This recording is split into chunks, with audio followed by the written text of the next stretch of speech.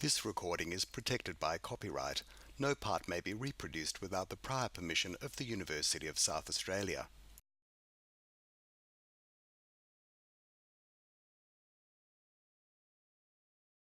The problem is usually poor old paving contractor rolls up and he finds the builder's got this overpour concrete here sticking out there.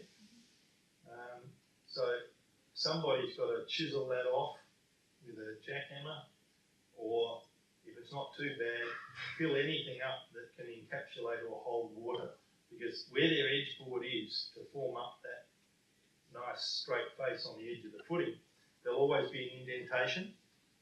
And after the board's removed, the indentation, of course, is a perfect reservoir for holding moisture against that concrete footing. Case in point, this one was down in Cowder Lakes, down near Victor. Have a look at the overpour. Fancy paying for the concrete. Cool.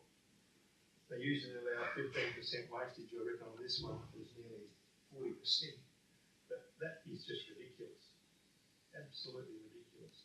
And they were starting to get slab edge dampness, and I went down again and they pulled it all back. And I said, look, that's just got to come off. We can't fix it while that's hanging out there, because it's just a perfect collector of any saline moisture. Here's one that we fixed in the very, very early days of diagnosing this slab edge dampness effect, or salt damp effect, or salt hydration distress, whichever label you want to put on it.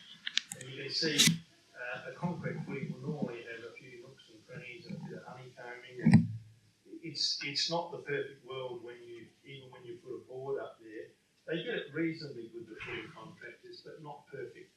So the first thing that has to happen is you sort of got to fill in these indentations. And in order to do that, what we did first off was we got a sanded epoxy. You can see the sand grains mixed in that epoxy. And putting sand grains in makes the epoxy trowelable. So a plasterer could run along and just trowel on this epoxy. The epoxy would do two things. It would fill all those little voids up, and it would also create waterproofing. So it was a double barrel. What we do now is we just use, we use a much cheaper sort of fairing render in there, cementitious fairing render, and then we put paint on, waterproof coatings on the outside. It's quicker and much cheaper. But that's just an advancement. We weren't game enough. Once we dug all this poor person's paving up, we thought we've got one shot here, so we did it with epoxy to start off. Like I said, that's been modified now.